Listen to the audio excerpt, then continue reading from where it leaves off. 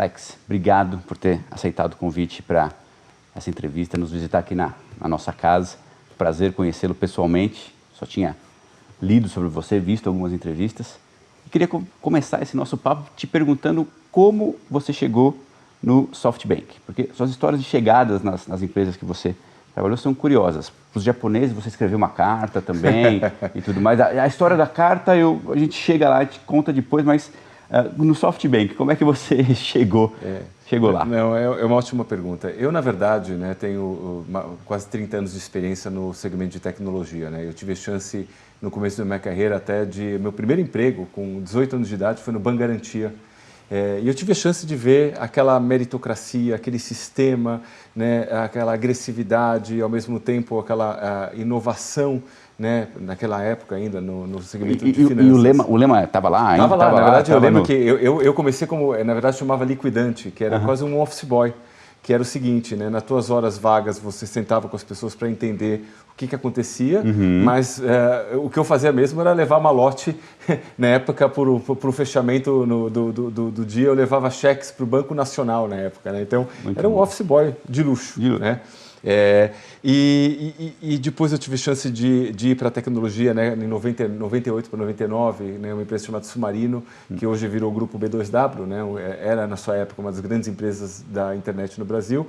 Por que eu estou dizendo tudo isso? Né? Eu tive chance de ver, né, o que era a indústria de Venture Capital desde o começo. Ou seja, nós estamos falando de 98, 99, onde eu me lembro que quando eu fui ao Submarino, na verdade foi antes de começar a empresa, e eu tive chance de trabalhar com um grupo que efetivamente estava montando o business plan da empresa. E que na verdade não era rocket science. O que a gente fazia, a gente olhava o que a Amazon fazia em 99, copiava, tropicalizava, né, colocava um pouquinho da adaptação, do tempero do Brasil, e a partir daí, na época, nós levantamos 72 milhões de dólares. Né? E uma vez que isso aconteceu, eu fui para a operação, fui ajudar em algumas áreas da operação. Então, eu sempre tive chance de estar muito próximo com essa questão da captação do dinheiro e de fomentar, né, grupos de talento, novas ideias, novas teses. E aí depois eu fui acabando a empreender durante a minha vida em grandes empresas, né, trazer grandes empresas para o Brasil. E quando a gente olha capital, talento e teses fantásticas, né, eu acho que isso efetivamente é o que faz dar um impulso para criar novos negócios, para criar novas ideias, para criar novas empresas, né, empresas fantásticas. E em 2019, eu acho que o SoftBank foi um divisor de águas, né, um divisor de águas, inclusive para acelerar o ecossistema de Venture Capital aqui no Brasil, onde geralmente tinha empresas que estavam se formando, alguns family offices, né, juntando, às vezes um amigo juntava com outro para ter o angel money ou seed money que se chama, né?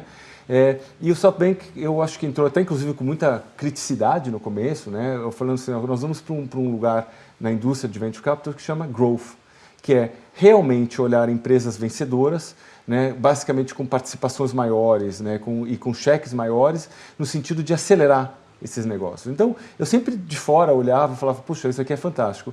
E houve uma coincidência, né, de acabar conhecendo o time do SoftBank e o convite de algo que já estava muito no meu radar de fazer, né, de efetivamente mudar do lado da mesa e poder ajudar empreendedores a montarem ou crescerem ou acelerarem seus negócios. Porque o SoftBank veio num momento em que o Brasil, na verdade, dinheiro, capital para se investir em empresas sempre foi um problema. Juros altos, o mercado de capitais em desenvolvimento, mas ainda longe de ser o que é os Estados Unidos, por exemplo.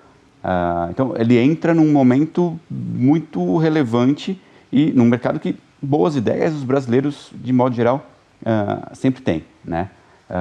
Só para falar da carta, conta a história de como você chegou na Amazon, que foi a empresa que você estava antes de ir para o SoftBank, para não deixar as pessoas malucas achar que eu também sou doido que falei de carta e não dei uma resposta. Mas como é que foi essa história da sua chegada à Amazon?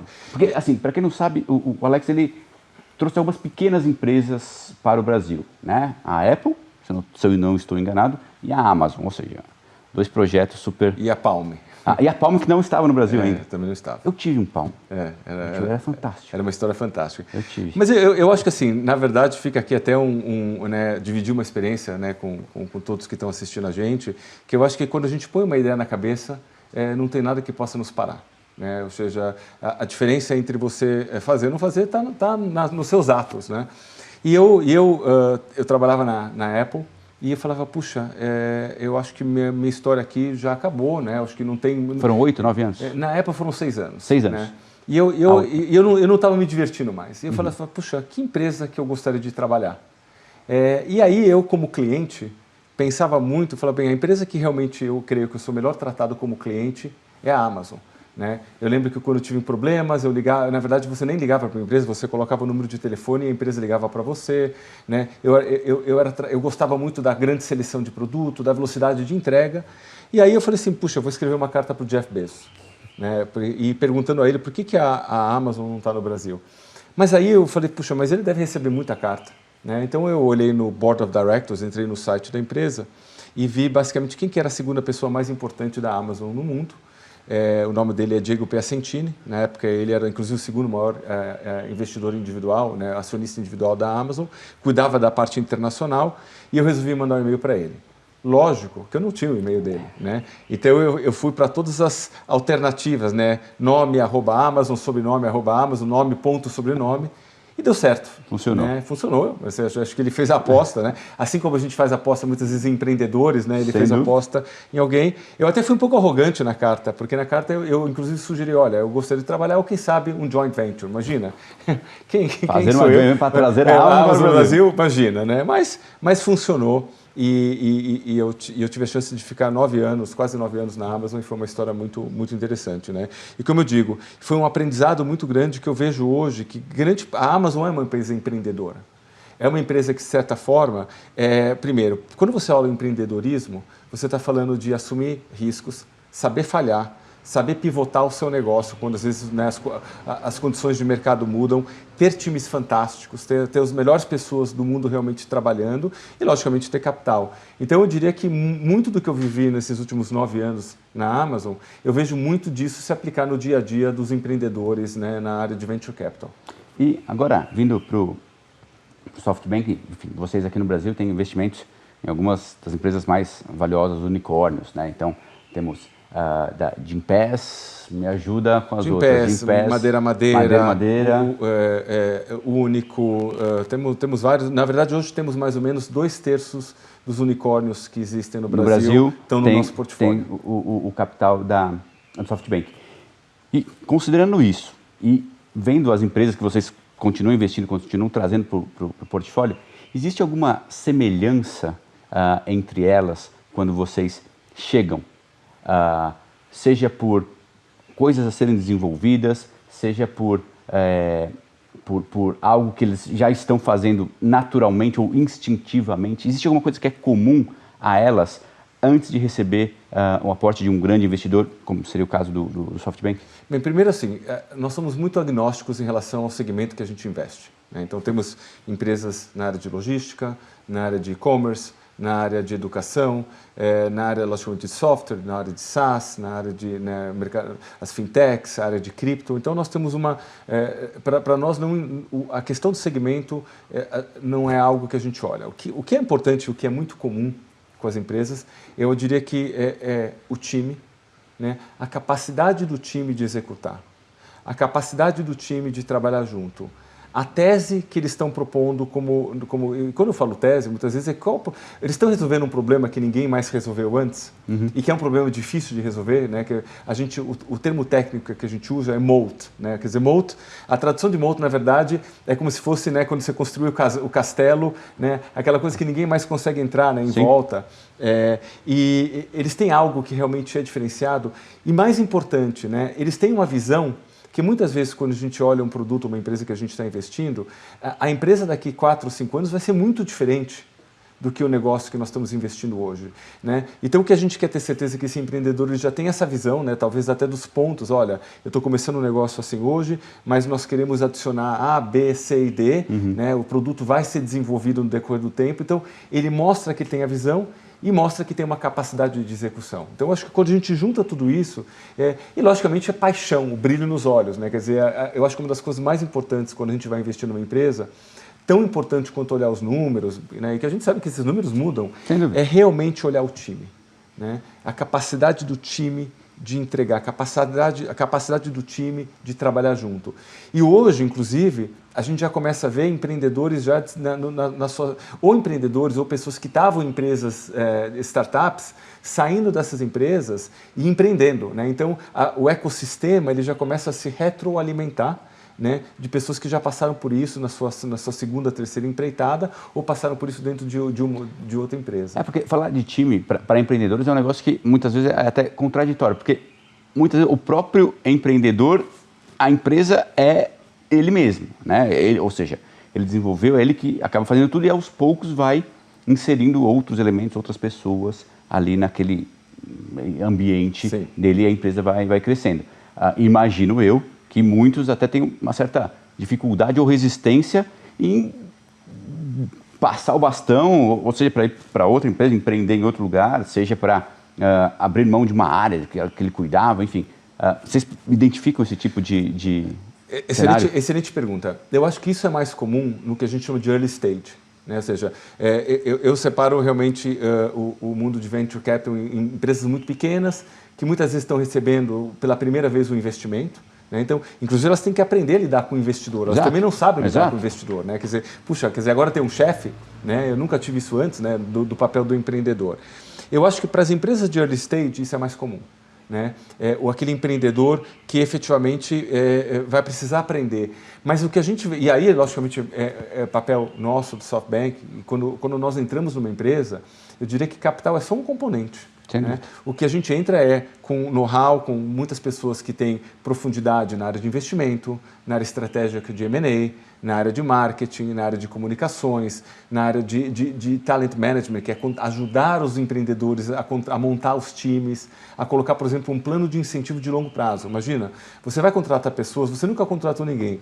O que você quer? Você quer que as pessoas às quais você vai contratar elas têm uma participação acionária da empresa. Então, você dá um plano de stock options. Então, a gente ajuda, inclusive, os empreendedores a montarem um plano de incentivo de longo prazo para que, caso o negócio dê certo, e muitos deles vão dar, que efetivamente todo o time ganhe com isso. Né? Então, eu diria que isso é muito mais comum em early stage. Agora, também pode acontecer nas empresas maiores. É que as empresas maiores geralmente já têm um time. Uma estrutura montada aí. Mas a gente gasta muito, o time do SoftBank, nós temos um time muito grande de operações, inclusive um dos times que eu lidero, gasta muito tempo estando no dia a dia com as empresas ajudando isso. Por exemplo, olha, eu preciso contratar uma pessoa de marketing com esse perfil, nós vamos e ajudamos.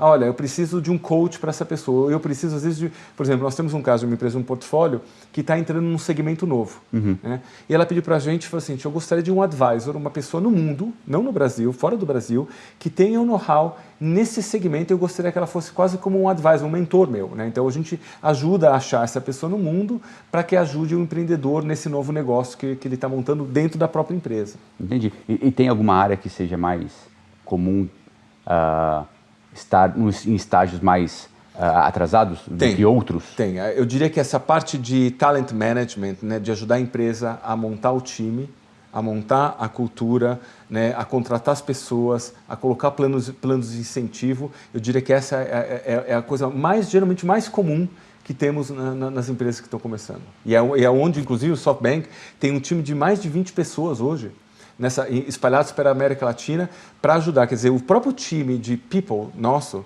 trabalha para dentro, quando a gente precisa contratar alguém, etc., sim. Mas trabalha muito mais para fora, ajudando as empresas do nosso portfólio. Hoje tem quantas empresas no portfólio? Nós estamos perto de 60. Né? Esse número basicamente tem mudado semana a semana. Né? Eu diria que o processo interno geralmente de uma empresa de venture capital é o que a gente chama de comitê de investimento. Então, toda semana, né, o time vai preparando as análises das empresas e a gente senta e analisa e discute, né, as empresas que efetivamente nós vamos ou não investir.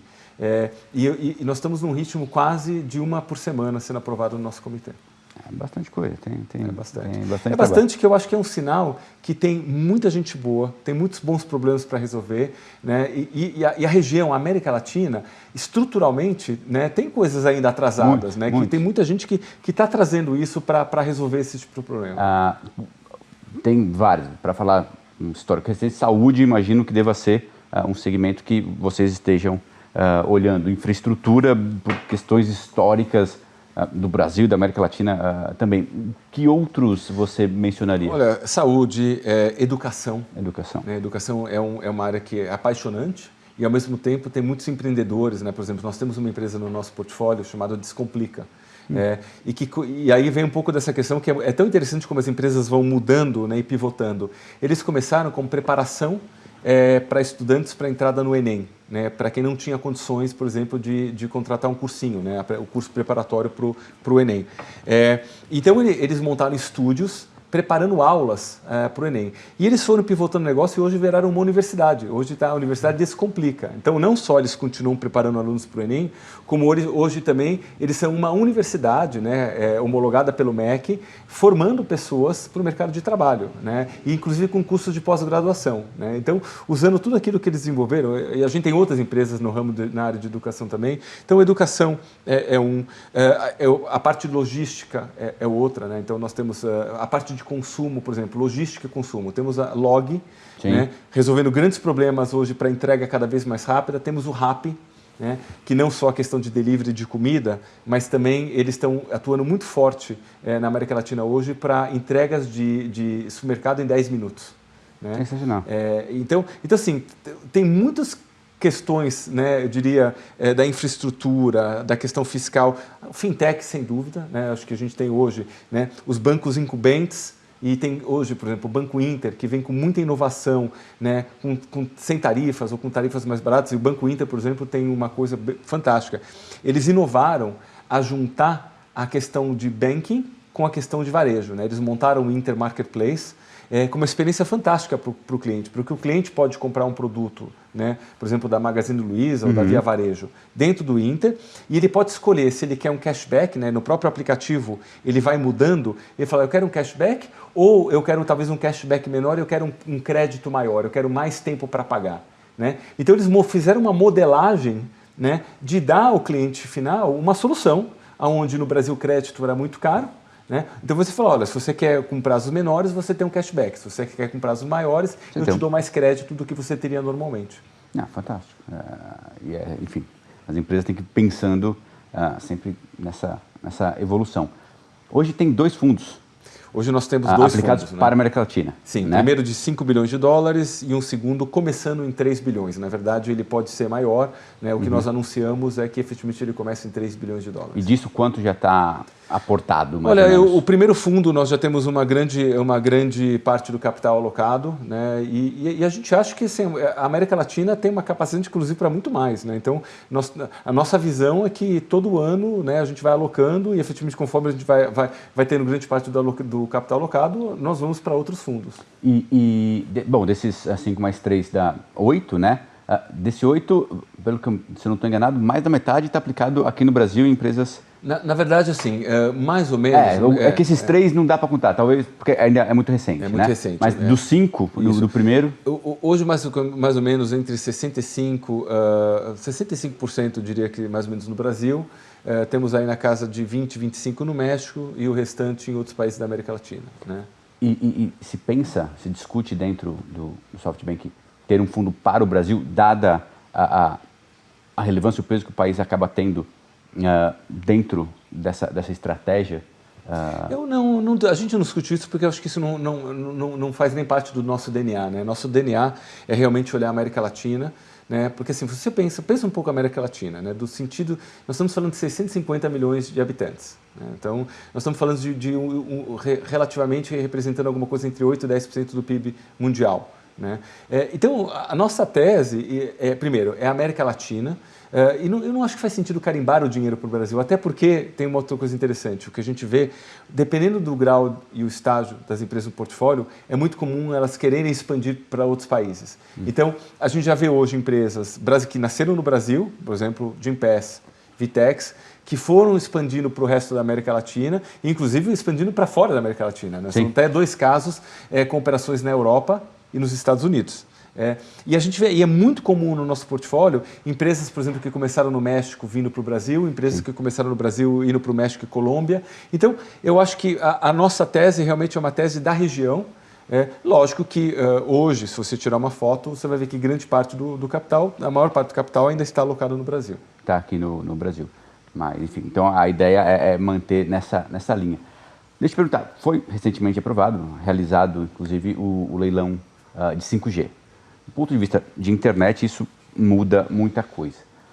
Considerando o perfil das empresas que vocês buscam, que estão ligadas, de modo geral, à tecnologia, ou soluções que envolvam tecnologia em diferentes setores, como você disse, isso muda alguma coisa? O que o 5G, a evolução do 5G aqui no Brasil e, consequentemente, na América Latina, o que muda dentro da estratégia, do olhar que vocês passam a ter na busca de novas empresas para investir? Eu diria que não muda o nosso olhar, mas sem dúvida muda, porque novos negócios vão aparecer. Ou seja, acho que toda vez que você tem um salto numa mudança de infraestrutura, você tem um acompanhamento no setor do empreendedorismo, né? Se a gente voltar atrás, né, quando a internet saiu de dial-up para as velocidades maiores, a gente começou a ver uma série de empresas que foram surgindo.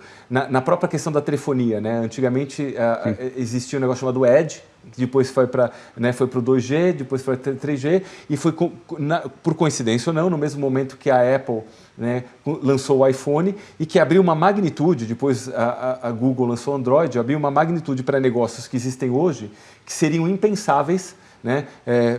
Você talvez pedir um Uber, ou talvez você que é solteiro ou não, né, baixar um Tinder ou um Bumble, né, ou basicamente pedir comida pelo seu telefone. Então, coisas que não existiam. Negócios, né, não existiam. E que possibilidades existiam. E acho que é da mesma maneira com a entrada de 5G, certamente vão haver outros negócios usando da grande velocidade que se tem de comunicação de dados. Por exemplo, se fala muito de IoT, né? Ou seja, de começar a colocar parte da inteligência nos aparelhos, né? E a outra parte ser uma coisa muito rápida, né? Então, certamente novos negócios vão surgir pelo avanço da infraestrutura que a gente está vendo.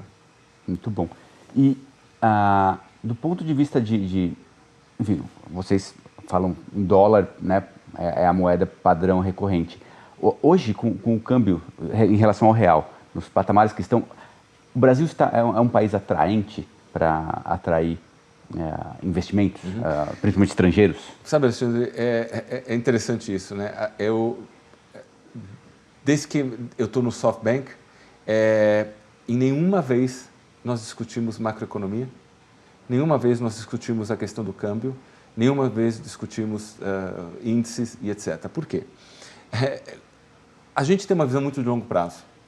Aliás, você pega um pouco o Massa, que é o fundador do SoftBank, né? Ele olha muito nessa questão do capital transformacional, né? Ou seja, a visão dele do uso do capital é para transformar indústrias, né? De coisas que talvez a gente nem imagina que, né, principalmente nessa parte de inteligência, né, AI, né, essa parte de automatização, o que realmente é o futuro.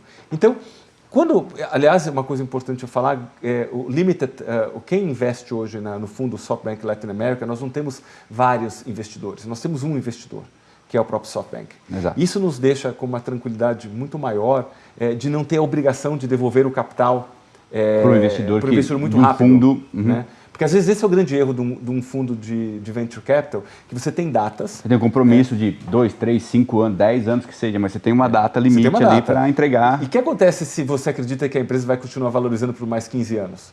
Né? Um bom exemplo disso que o próprio Massa teve é que ele foi um investidor no Alibaba, né, no ano 2000, mais ou menos na casa de 30 milhões de dólares, e hoje o Alibaba vale mais de 100 bilhões. Na verdade, né, tem uma volatilidade muito grande agora por causa da China, mas é um negócio que estava valendo 180, 200 bilhões de dólares. Então, imagina se alguém tivesse falado para ele, olha, sai. Você investiu 30, quando foi para 1 bilhão sai. Né? Mas e os outros 100, 200 bilhões, né, que foram acumulando, né, no tempo? Então, eu diria o seguinte, para nós, você até pode olhar, quando você olha com uma lupa, talvez um período curto, você vai ver que a economia muitas vezes pode parecer um eletrocardiograma, né, com altos e baixos.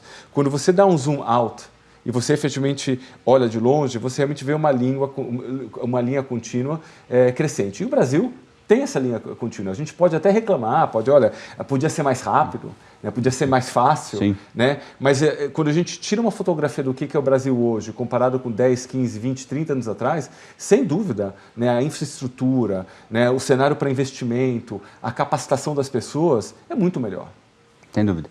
E, eu trabalhei numa empresa que o CEO da empresa lá, o meu chefe, ele falava assim, aquilo que não está sob o meu controle, eu não vou perder muito tempo dando atenção para isso, porque eu não posso fazer nada. Não está sob a minha responsabilidade, a minha gestão, a minha capacidade de mudar aquilo. Então, o câmbio, os juros, as decisões do Congresso, seja lá o que for. Então, ele tinha essa filosofia. A nossa tese é a mesma. É uma filosofia que eu guardei e eu falei, tem certas coisas que não tem jeito, né? E a gente falou no começo da conversa que o Brasil sempre foi um país que teve problema no acesso ao capital, né? E o SoftBank vem num momento relevante que começa a mudar isso. Talvez pelo SoftBank ter arriscado mais, ou ter sido um dos primeiros, digamos assim, outros começaram a ver também, ou acreditar na análise do SoftBank para falar, bom, se eles estão lá, também vale a pena. Como é que vocês veem essa concorrência hoje, ou essa liquidez, esse aumento de disponibilidade de capital para as empresas do Brasil e, em tese, concorrentes do SoftBank na busca por essas empresas que podem ter uma valorização? Logicamente, eu adoraria continuar sozinho.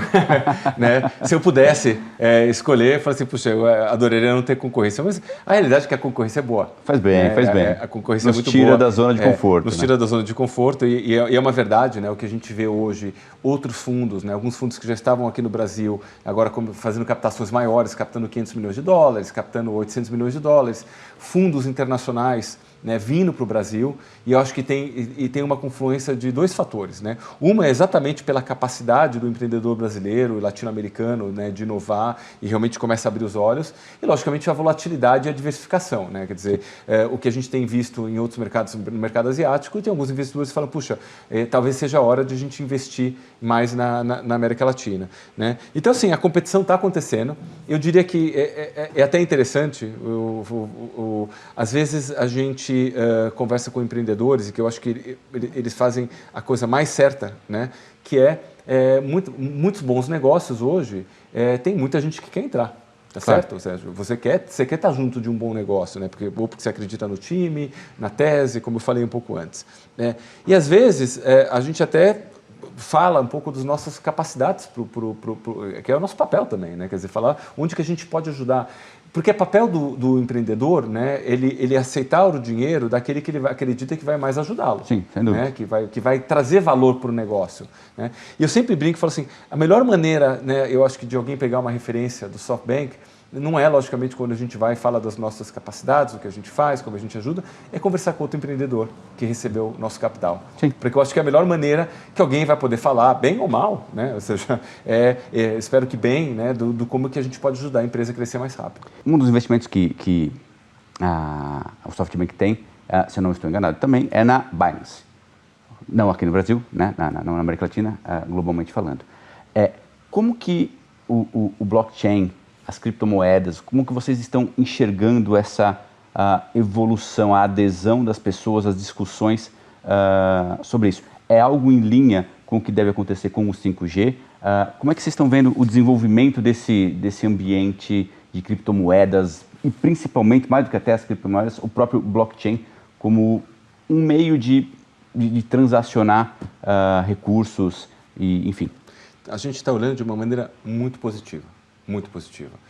A nossa visão é que o que está acontecendo hoje no mundo, né, o DeFi, que é a descentralização de finanças, eu diria que é muito similar ao que aconteceu nos anos 90 em relação à internet. Né? Ou seja, eu acho que se você voltar para os anos 90, as pessoas não tinham ideia ainda, né, de tudo aquilo, né, que a transação... Você imagina o seguinte, a internet foi criada primeiro, que aparecia texto numa tela de vidro verde, né?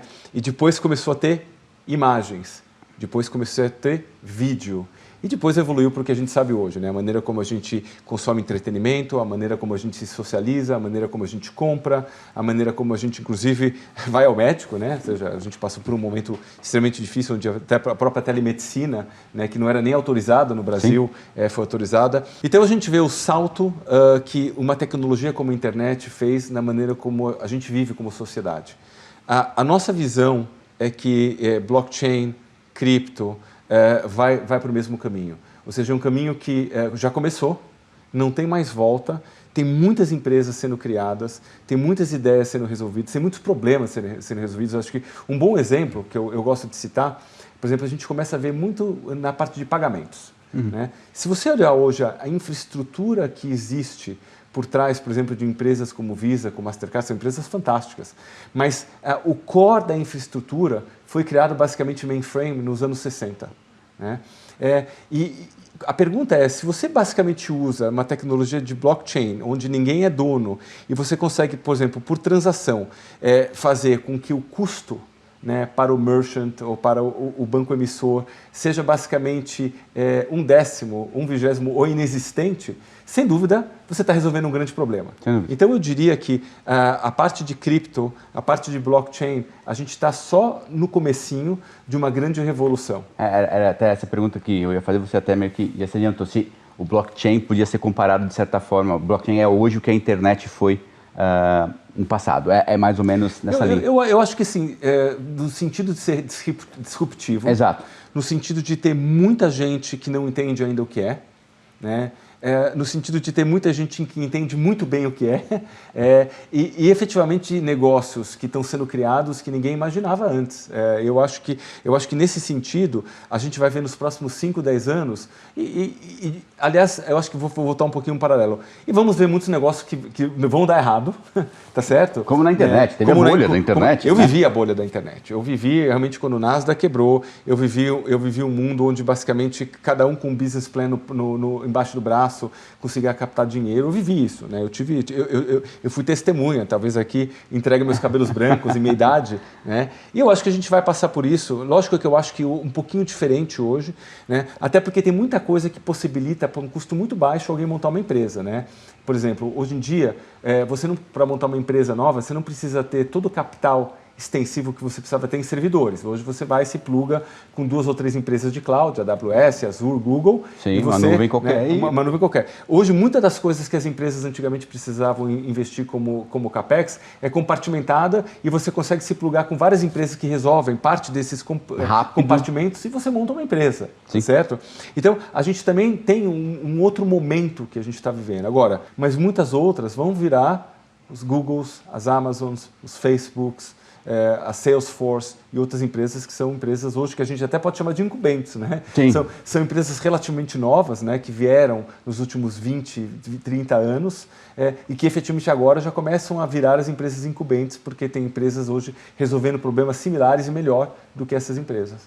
Muito bom. E assim, a gente já ir caminhando para o fim, hoje o que o SoftBank olha aqui no Brasil? O que uma empresa que almeja receber um aporte do SoftBank, ela precisa ter? Ou seja, o que vocês estão olhando que atraia a atenção de vocês? Hoje, na verdade, né, com o nosso investimento recente em early stage, onde nós trouxemos 2 sócios, que é o Marco Kamhaji e o Rodrigo Bayer, a gente consegue hoje, inclusive, olhar, né, uma magnitude de segmentos do ponto de vista de tamanho de empresa muito maior do que a gente podia fazer antes.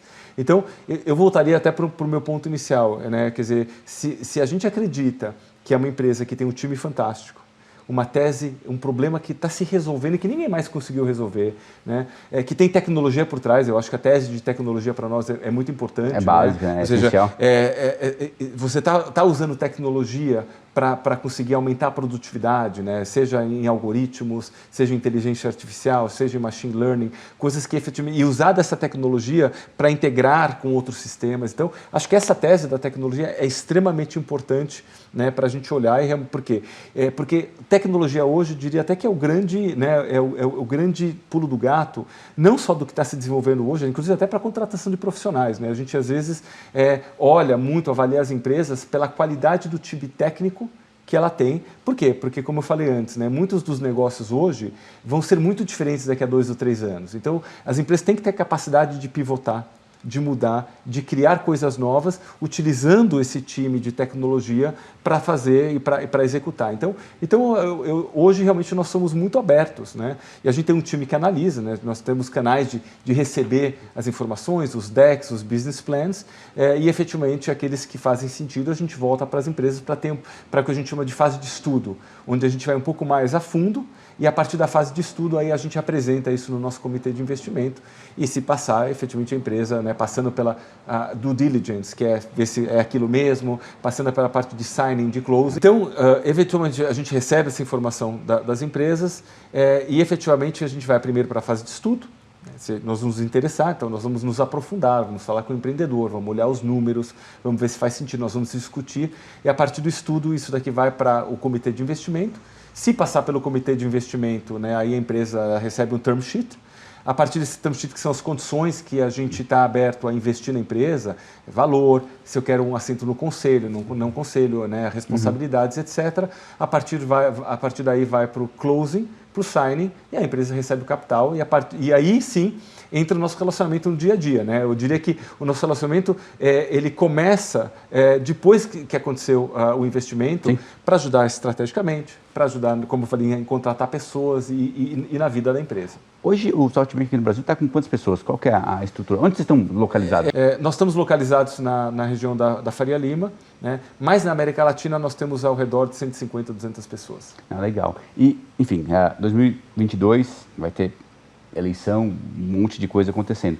Como é que vocês esperam que deva ser o ano de 2022 para o SoftBank, sem olhar de novo aquelas coisas que não estão sob o controle de vocês, mas que de certa forma sempre influencia no negócio que vocês estão? Na verdade, a minha cabeça está em 2030, né? Ou seja, 2022 é mais um ano para chegar lá. Né? E lembrando que assim, nós estamos na América Latina. Então, há um ano que tem eleição no Brasil, outro ano que tem eleição na Argentina, outro ano que tem eleição no México. Isso faz parte do nosso dia a dia, né? E eu acho que a gente, de novo, gasta pouco tempo olhando para isso e muito olhando para o longo prazo. Então, eu diria que é algo que a gente não comenta internamente. Não, mas essa perspectiva de, por exemplo, você comentou que é uma empresa por semana praticamente entrando no portfólio. Esse ritmo tende a se manter, tende a se intensificar. Como é que esse ano de 2022 vai acontecer para os negócios do SoftBank aqui? Eu, pessoalmente, gostaria até que ele se intensificasse, né? Eu acho que a gente tem time, a gente tem capital e o que a gente quer é realmente achar boas ideias e bons empreendedores. Então, se tiver semanas que a gente vai aprovar 2 ou 3 empresas no nosso comitê, ótimo, né? Então, a nossa visão é que realmente o que a gente quer é alocar capital onde ele deve ser alocado para ajudar os empreendedores a serem vencedores. O que a gente quer construir é realmente grandes empresas na América Latina e que eventualmente virem empresas globais. Então, para nós, o ritmo deve continuar o mesmo, é assim que a gente espera. Alex, obrigado pela conversa, pela visita, foi muito produtivo. Estamos super abertos a ouvir os novos negócios que vocês têm e espero que tenha sido também proveitoso para vocês. Eu que agradeço o tempo aqui de falar com todos vocês, de poder responder as perguntas e é um prazer aqui estar nessa casa maravilhosa aqui com vocês.